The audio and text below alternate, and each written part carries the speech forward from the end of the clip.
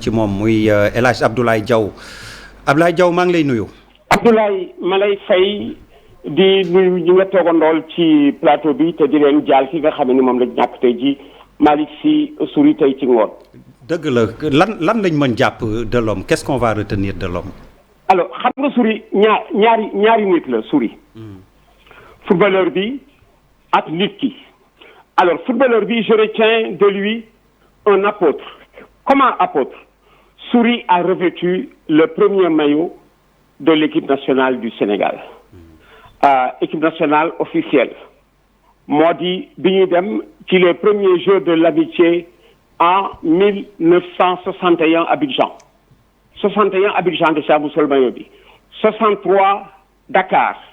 mu sol maillot bi léeg-léeg sax gars yi dañuy fàttali Souris bi mu nekkee étudiant en France à Montpellier joué na à Montpellier en amateur. alors Souris teel dugg ci football bi am ci nag ay raay yu ràññeeku bi Jeanne d'Arc di finale Coupe du Sénégal 1962 ak Foyer de Casamance il était acteur et buteur de cette finale boobu ñun ñooy xaleel parce que sama génération dafa ñëw après celle de Souris c'est tellement vrai que bi Souris di jeexal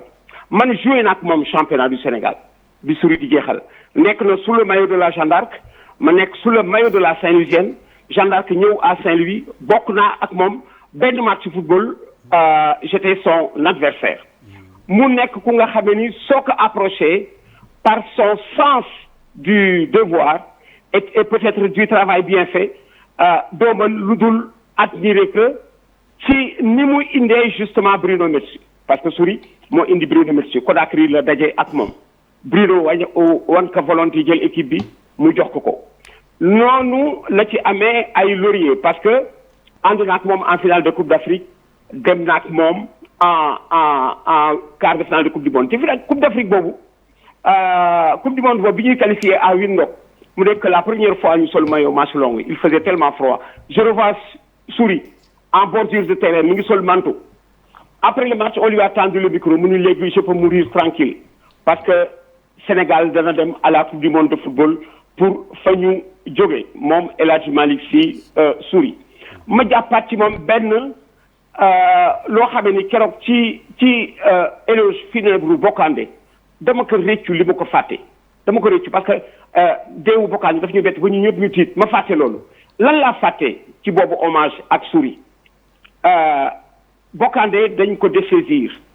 en 95 bi mu jëlee équipe nationale de football mu isolé toog moom kenn fa mu toog la ko Souris quelques années après jëli bi ngeen di gis Bokandé en 2002 il n'y avait rien d'officiel rien kenn bindul kayit ni Bokandé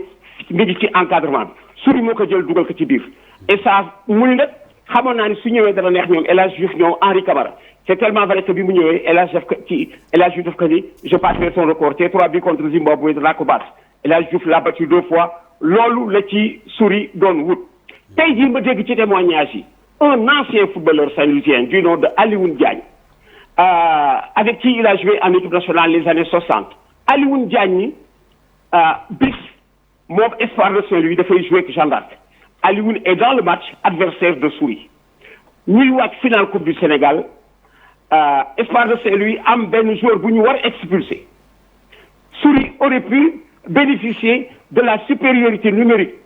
parce que ñu ngi wàcc expulser adversaire am mu daw ci arbitre bi Souris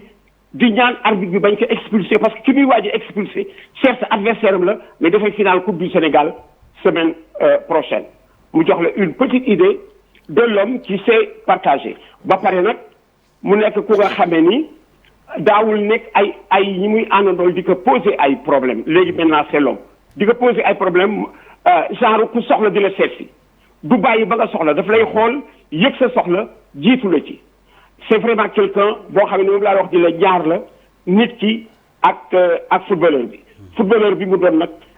même Gaucher Camara am na ci anecdote parce que je me souviens on a une fois reproché à Gaucher Camara d'être influencé par Souris est président du CNP Gaucher Camara amee équipe nationale ñu daan Gaucher Souris daf koy influencé mais Gaucher ñu ne mais yéen Souris man bi may ñëw équipe nationale en 1965 c'est Gaucher qui parle bi may ñëw équipe nationale en 1965 Souris laa fi fekk mu nekk suñu grand ci équipe bi mais kooku su ma dajeek moom plusieurs années après